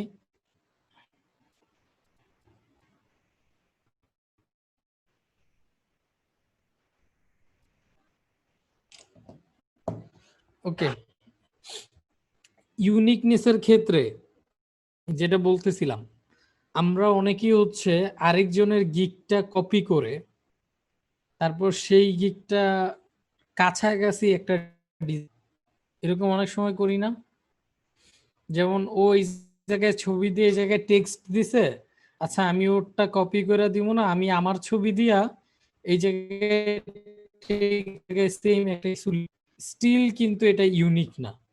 যেমন দেখেন এই দুইটা অনেকটা কাছাকাছি না? বলছে যে আপনি বেস্ট অ্যাপ্রোচ করার জন্য নিউ কিছু দেন বা আপনার ইমেজটাকে একটু নিউ ভাবে প্রেজেন্ট করেন যাতে মানুষ একটা ভ্যালু করে মানুষের কাছে। এগুলো আসলে এক্সপ্লেন করার কিছু নাই, এগুলো বললেও লাভ হইব না, যে চুরি করার করবই। এবার লাস্টে যেটা বলছে যে অথেন্টিসিটি বা বিটা, বলুন যে সোজা কথায় আমার ফেসবুক যারা ফ্রেন্ড আছে তাদের মধ্যে যাদের প্রোফাইলে নিজের ছবি নাই, সে ছেলে হোক বা মেয়ে হোক, আমি কিন্তু তাদের অ্যাভয়েড করি, তাদের পারলে এসএমএস এর রিপ্লাইও দিই না। এখন ধর্মীয় বিশ্বাসের হিসাবটা আলাদা। কেন আমি তাদেরকে হচ্ছে একটু অ্যাভয়েড করি, কারণ তারা আসলে মানুষ বা ফেক মানুষ এই জিনিসটা কিন্তু আমি জানি না। অথেন্টিসিটির ইম্পর্টেন্সটা হচ্ছে এরকম, কারো ফেস দেখি বা হচ্ছে কারো প্রোফাইলের আইডেন্টিটি দেখে তার প্রতি একটা ভরসা কাজ করে না, যে আচ্ছা সে হচ্ছে এই ব্যাপারটা সিরিয়াস। বুঝতে পারছি। এটা আমি কেন বললাম, ছেলে হোক মেয়ে হোক, যখন আপনি অফিস বা বিজনেসের কথা এখানে অথেন্টিসিটি মাস্ট ইম্পর্টেন্ট।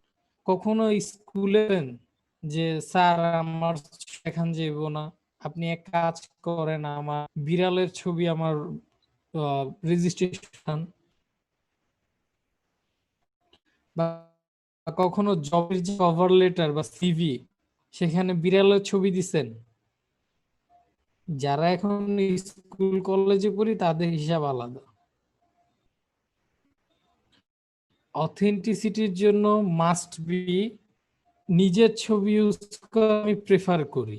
এখন কিছু কিছু জায়গায় একটু ধর্মী ব্যাপার থাকে, তবে এই জায়গায় আবার একটু কথা আছে, কখনো ছবির ক্ষেত্রে আবার মুসলিম অবজেক্টিভ এই ব্যাপারগুলা করেন না।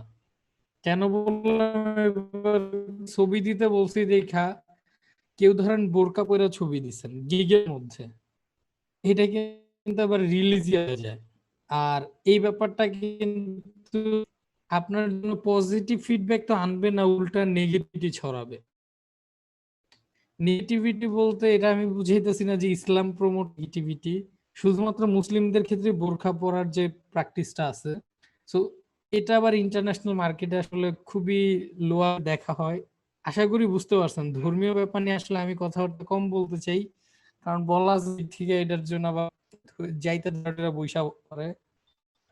এমনি ভাই বাঙালি প্রচুর মানে, so আমি ইগনোর করলাম কথাটা। বুঝতে তো পারছেন অথেন্টিসিটির ব্যাপারটা।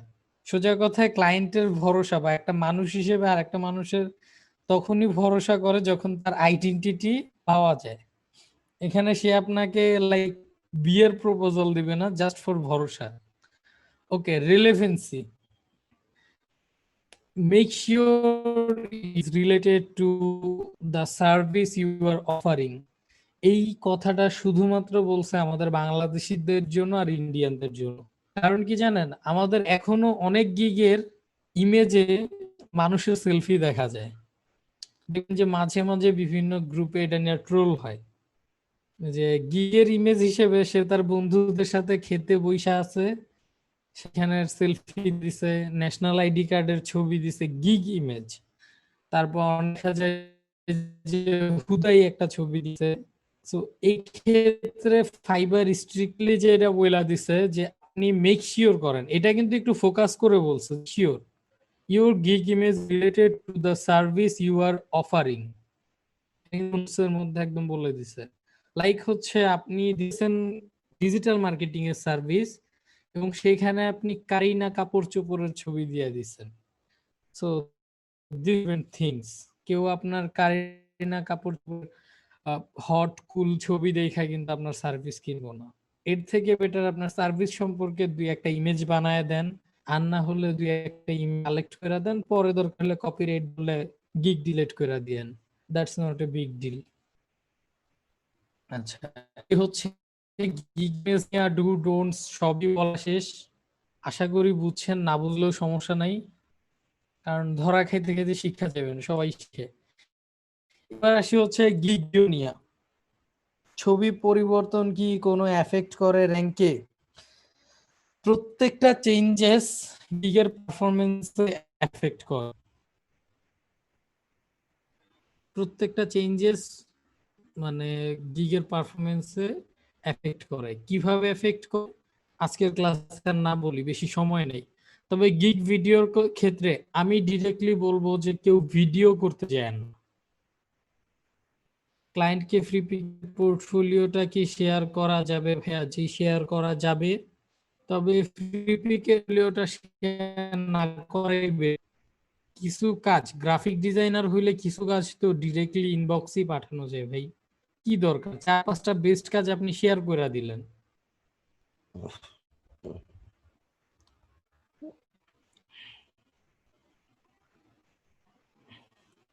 আচ্ছা, গিগ ভিডিওর ক্ষেত্রে আমি সাজেস্ট করবো যে আপনারা কেউ গিগ ভিডিও দিয়েন না। কারণ কি জানেন, এই গিগ ভিডিও বানাইতে যা আমরা প্রচুর আনপ্রফেশনাল ভিডিও দেই।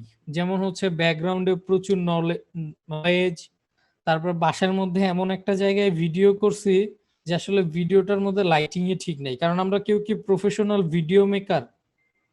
এটা একটা প্রফেশনাল জায়গায় যে কিন্তু আপনি সেলফি ক্যামেরা খুইলা ভুলভাল ইংলিশ, দাঁত ভাঙা ইংলিশ বললেন, শুনতে যে লাইক হচ্ছে বাইরের হেডফোন কানে দিয়েও 2-3 শোনা লাগলো। আচ্ছা, ও কি ওয়ার্ড বলছে এটা? এটা কি ইটস ওই যে ইন্ডিয়ান এক্সেন্টের মতো করে বলতে ইচ্ছা করতেছে, বাট আমি না বললাম। সো ইন দ্যাট কেস আমি সাজেস্ট করব যে আপনি ভিডিও অ্যাভয়েড করেন। এবার আসি হচ্ছে ভাইয়া, আমি তো গিগ ভিডিও হচ্ছে বিভিন্ন সফটওয়্যার থেকে হচ্ছে ভিডিও বানায় দেয়। যেমন বিভিন্ন সফটওয়্যার থেকে বলতে কোন আছে, তারপর ক্যামতাশিতে, এরকম হাবি জাবি বেশ কয়েক জায়গা থেকে আসছে। এগুলাও হচ্ছে add করেন, কারণ কি জানেন, এই ভিডিওগুলা যে টেমপ্লেট এরা বায়ার বুঝে এবং ধৈর্য ধরে এই ভিডিওগুলা দেখে না। হ্যাঁ, ওই বলছে যে হোয়াইট বোর্ড ভিডিওর ক্ষেত্রে আপনি যদি খুব অ্যাট্রাকটিভ কিছু বানাইতে পারেন অ্যাজ এ এডিটর, এইটা অবশ্যই বেস্ট। তবে ভিডিও থাম্বনেইলে এই জিনিসটা মাথায় রাখা লাগবে যে ভিডিওর যে থাম্বনেইল ইমেজটা এটা যেন এরকম একটা মানে অ্যাটলিস্ট অ্যাট্রাকটিভ হয়। ধরেন আপনি এক ভিডিওর মধ্যে একটা ইন্ট্রো বানাইছেন 3 থেকে 4 সেকেন্ডের, এবং সামহাও আপনার থাম্বনেইলে ওই ইন্ট্রোটা শো করতেছে, ওই গিগে কি কনভার্সন হবে? হ্যাঁ, ফাইনাল ফাইল হচ্ছে আপনি ড্রপ বক্সে শেয়ার করতে পারবেন। Drop box, Google drive allowed না, মেগাও অ্যালাউড না, বাট ড্রপ ফাইবারে অ্যালাউড। তবে আমি মাঝে মাঝে গুগল ড্রাইভের লিঙ্কও শেয়ার করি, বইলা লাভ নেই, কারণ যতক্ষণ আমি লয়াল থাকতেছি ততক্ষণ প্রবলেম হয় না। হ্যাঁ, উই ট্রান্সফারও অ্যালাউড। আচ্ছা, সো গিগ ভিডিও অবশ্যই বেনিফিশিয়াল। কি বেনিফিট দেয়? সেকেন্ডলি হচ্ছে ভিডিও দেওয়া গিগ গুলা একটু বেশি প্রমোট হয়, বিশেষ করে ফোনে দিকে আসে, এটা তাড়াতাড়ি পায়। কারণ অ্যাকর্ডিং টু ফাইভ, যেসব গিগে ভিডিও দেওয়া থাকে তাদের ইমপ্রেশন 800% হয়। মানে একটা নেট থেকে 1.5 গুণ বেশি, প্রায় 2.5 গুণ বেশি, সরি।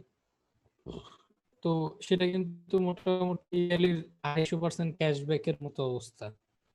মানে আপনি পাইবেন, রিস্ক জোনেও থাকে। ইমপ্রেশন পাইয়া তো লাভ নাই, আসলে ভিডিও অনেকে দেখে না।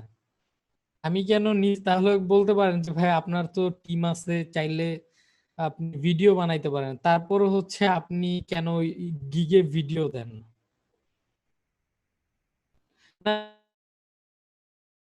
রাইটিং এ কিন্তু আছে এই যে 250%-এর যে কথাটা না, আপনি যখন গিগ খুলতে যাবেন ওখানে কিন্তু ভিডিওর কথা বলা আছে। এখন কি বলা আছে? তার মানে ওরা ইমপ্রেশন কমাইছে। আগে 250%-ই ছিল। তবে আমি ভিডিওটা অ্যাকচুয়ালি প্রেফার করি না, কারণ কি জানেন, ভিডিওটা আসলে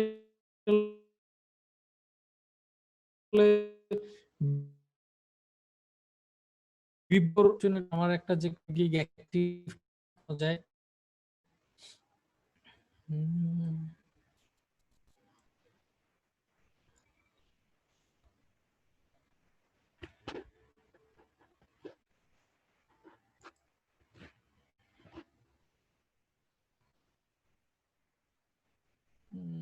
হুম,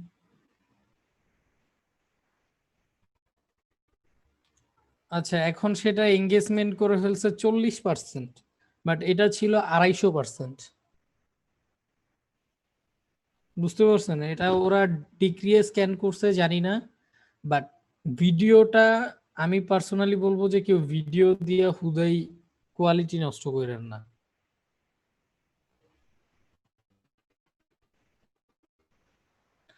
আর প্রমোট গিগ, প্রমোশন নিয়ে আমরা ডিটেলস গিগ আসলে আমরা প্রমোটই করব না, ফাইবারকে দিয়ে প্রমোট করায় নিব।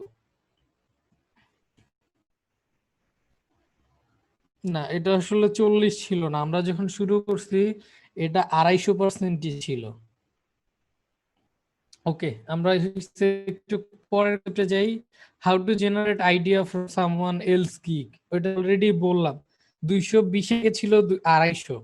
তাহলে আপনি হয়তো খেয়াল করেন না, আমি সর্বপ্রথম হচ্ছে আহ, মানে আমি যখন প্রোফাইল খুলছি একদম শুরুর দিকে হচ্ছে, বাট ভিডিও বানায় দেখলাম যে আমার গিগের আরো 12টা বাজাইছি আমি।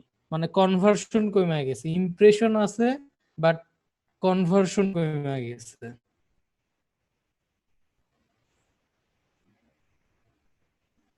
আপনি কিন্তু ইমপ্রেশন পাইবেন, আমার কিন্তু দরকার কোনটা, কনভার্সন না ইমপ্লি। আমার গিগ মানুষ দেখতেছে কিন্তু পুরো ভিডিও দেখতেছে না। প্রমোশনাল ভিডিও কিন্তু মানুষ সেকেন্ড দেখে না যদি খুব ইন্টারেস্টিং বা অ্যাট্রাকটিভ না হয়। সো ভিডিও অ্যাভয়েড করেন পুরোপুরি। আচ্ছা, how to generate idea from someone else gig, already এটা নিয়ে আলোচনা করছি যে ব্রেন স্টর্মিং করবেন, বোঝার চেষ্টা করবেন ওর গিগটা কেন সেল আসতেছে, কিভাবে সেল আসতেছে। আর ফিউ থিংস অ্যাবাউট গিগ, এটা আমরা গিগ খোলার সময় ওই দিনই ইনস্ট্যান্ট দেখবো। একটু ছোট হোক, এবারে হচ্ছে একটু আলোচনা করি। সেই আলোচনাটা আপনাদের কাছ থেকে কোয়েশ্চেন নেই, সেটার একটু অ্যান্সার দেওয়ার চেষ্টা করি, তবে একটু স্প্যামিং করেন না কাইন্ডলি। আচ্ছা, 7টা গিগ থাকলে সুবিধা কি, সুবিধা কি? এখানে পুরোটাই হচ্ছে এক্সপিরিয়েন্সের সুবিধা অসুবিধা। কিভাবে আমি বলি, ধরেন আপনি একটা গিগ খুলতে চাইতেছেন, কোনো সময় একটা গিগ খুলেও সেল আনতে পারেন, বাট আপনি যে একটা গিগ খুলতেছেন সেই একটা গিগ যে পারফেক্ট সেটার গ্যারান্টি কি আপনার কাছে আছে? বা মইন ভাই যে আপনি এমন ভাবে শিখছেন, আপনি এখন একটা গিগ খুলে ওইটা দিয়ে আপনি, বা আপনার কাছে এই এই পরিমাণ ক্যাপাবিলিটিস আছে? সবার জন্য কোশ্চেন করতেছি। ধরেন আমাদের কারো কাছে কি এরকম অ্যাসিউরিটি আছে যে আমি একটা গিগ খুললে সেটা অপটিমাল এবং পারফেক্ট মানে গিগ হয়ে যাবে এবং সেটা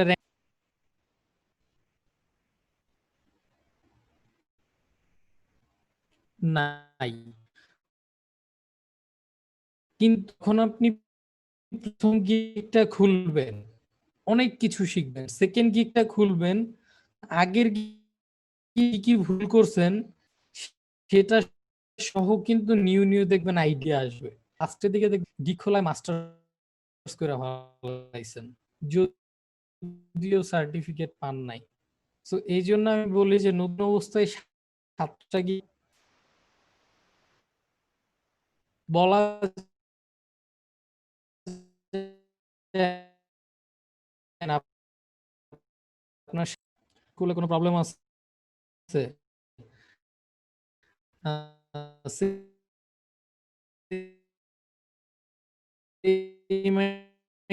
এই 2-3টা না, 20টা দিয়ে ইউজ করলেও প্রবলেম নাই যায়। লাইক হচ্ছে স্প্রে বা সাব ক্যাটাগরির গিগ দিলে কি প্রবলেম আছে?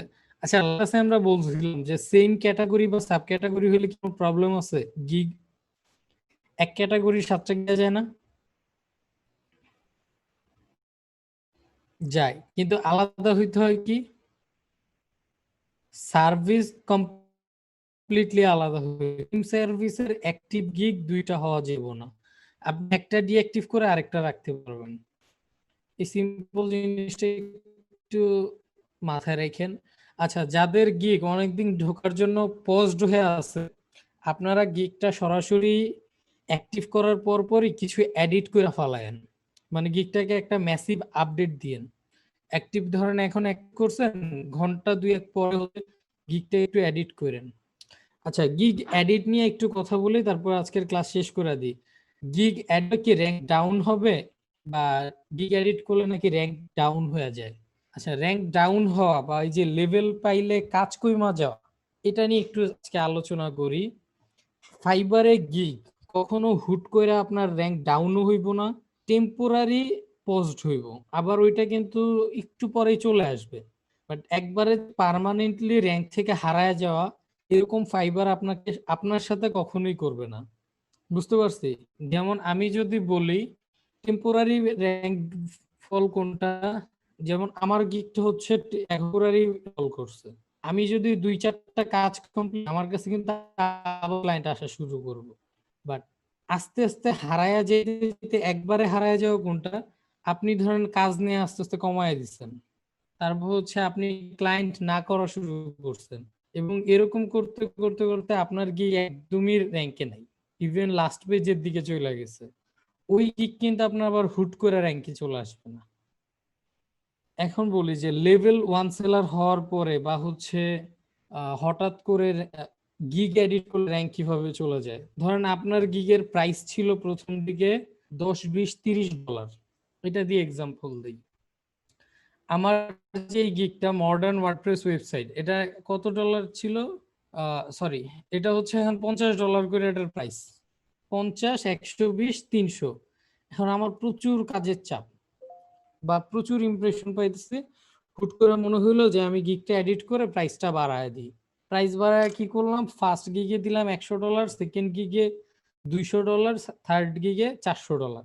এখন চিন্তা করেন, আগে যে পরিমাণ মানুষ $50 দেখে এই গিগে ঢুকতো, এখন কি সেই পরিমাণ মানুষ ঢুকবে $100 দেখে? সো আলটিমেটলি আমি হচ্ছে আমার গিগের র্যাঙ্কিং লুজ হইতেছে না, ইমপ্রেশন ইমপ্রেশন পাইতেছি, বাট ক্লিক ভিউ না হওয়ার কারণে আগের থেকে ইমপ্রেশন আস্তে আস্তে কমে যাচ্ছে না? অবভিয়াসলি কিন্তু আগের থেকে ইমপ্রেশন কমে যাবে। এবং ধরেন আমি হুট করে আমার এই ইমেজটা চেঞ্জ করে আরেকটা ইমেজ দিলাম, আর ইমেজের ক্ষেত্রে কিন্তু আমি জানি যে মানুষ বাই মানুষ বা ম্যান বাই ম্যান এটা কিন্তু ভ্যারি করে যে কে কে কোনটা পছন্দ করব। এবং আমি ইমেজ চেঞ্জ করার পর এমন একটা ইমেজ দিলাম যে ইমেজটা এই ইমেজ থেকে লেস অ্যাট্রাকটিভ, তখনও কি আমার র্যাঙ্কিং ডাউন হইতে থাকবে না? মানে যদি আলটিমেটলি ক্লিক ভিউ কমে, আমার তো র্যাঙ্কও ডাউন হইতে থাকবো। সো গিগ এডিট করলে আসলে এইভাবে র্যাঙ্ক ডাউন হয়, কখনোই হুট করে কিন্তু ডাউন হয় না। আপনি হয়তো এমন একটা চেঞ্জ করছেন, লাইক হচ্ছে আপনি আগে $5 কাজ করতেন, প্রচুর কাজ পাইতেন, কিন্তু হঠাৎ করে চিন্তা করলেন প্রাইস বাড়ায় $10 করে দিই। বাট ওই সার্ভিসে আসলে $10 জন্য কেউ আসে না, তখন আপনার র্যাঙ্ক কি আগের থেকে ফল করবে না? ইমপ্রেশন কমবে না?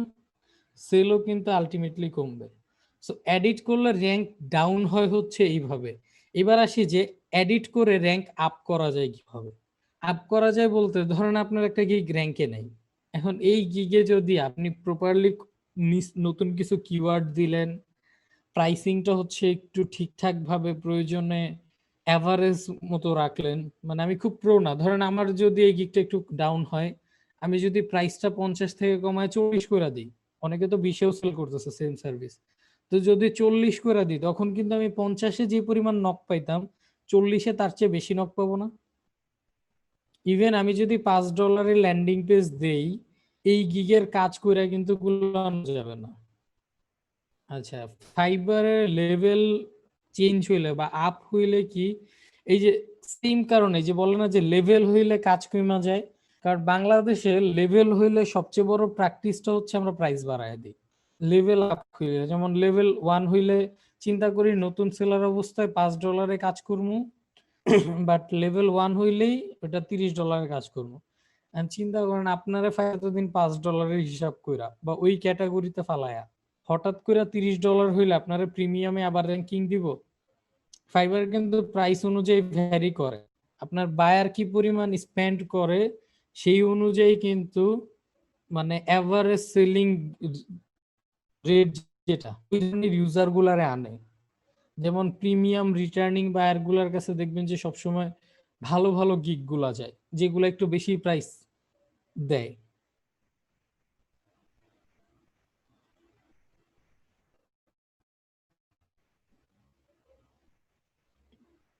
টাইটেল মিলে যাইতেই পারে, তবে একবারে হুবহু কিন্তু মিলার কথা না। আচ্ছা, সমস্যা নাই, আপাতত আজকের মতো কোয়েশ্চেন রাখি, অলরেডি 12টা 10 বাজে। গিগ এডিট করা আমি প্রিফারলি পুরোপুরি সাজেস্ট করি।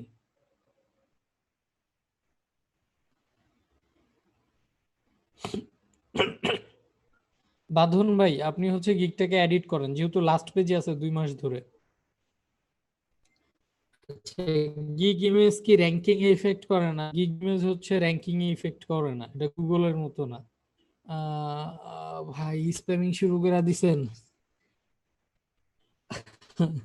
আমি সুযোগ পাই না, আপনারা যে পরিমাণ মানে টেক্সট করেন, পড়ার সুযোগও পাই না। আমার যেই নাই, তাহলে হচ্ছে এডিট করে হচ্ছে এটা আবার পাবলিশ করেন। আপনার গিগ হচ্ছে ইন্ডেক্সড হয় নাই। নেক্সট ক্লাসে ইনশাল্লাহ আমরা গিগ খুলবো যখন, তখন ইন্ডেক্সের ব্যাপারগুলো বুঝবো। স্প্যাম, আচ্ছা এখন থেকে হচ্ছে একটা নিনজা টেকনিক অ্যাপ্লাই করি, যে একই মেসেজ 2বার দিব তার মেসেজ আমি পড়বো কিন্তু রিপ্লাই দিব না, এবার স্প্যামিং করেন। বুঝলাম না, আপনাদের পুরো কোর্সে শিখাইতেছি নট টু স্প্যাম, আর আপনারা আমার ক্লাসে বসে স্প্যাম করতেছেন। You guys should be banned. Okay, সবাই ভালো থাকবেন, সুস্থ থাকবেন, ইনশাল্লাহ নেক্সট ক্লাসে দেখা হইব। আর কিওয়ার্ড প্লাস গিগের ইমেজ রেডি করে রাখার চেষ্টা করেন, নেক্সট ক্লাসে কাজে দিবে। বা নেক্সট ক্লাসে হয়তো বা আপনাদের কারো গিগ আমি খুইলা দিলাম, জুমে যেহেতু স্ক্রিন রিমোট কন্ট্রোল করা যায়, যদি কিওয়ার্ড এবং ইমেজ তৈরি করা থাকে ইন দ্যাট, এবং যেহেতু আপনারা করবেন, ইমেজ সাজেস্ট করবো 9-10টা করেন একটা গিগের জন্য, হয়তো বা আমার ওই 9-10টার মধ্যে 2টা একটা ভালো লাগতে পারে। ঠিক আছে, এটা আপনাদের জন্য বোনাস পয়েন্ট। যদি ইমেজ এবং কিওয়ার্ড রেডি থাকে, ইন দ্যাট কেস আপনার গিগ আমি খুলে দেব, কন্টেন্টটা আমি এখানে যা লেখা লাগে। তো সবাই ভালো থাকবেন, সুস্থ থাকবেন, নেক্সট ক্লাসে দেখা হইব। আল্লাহ হাফেজ।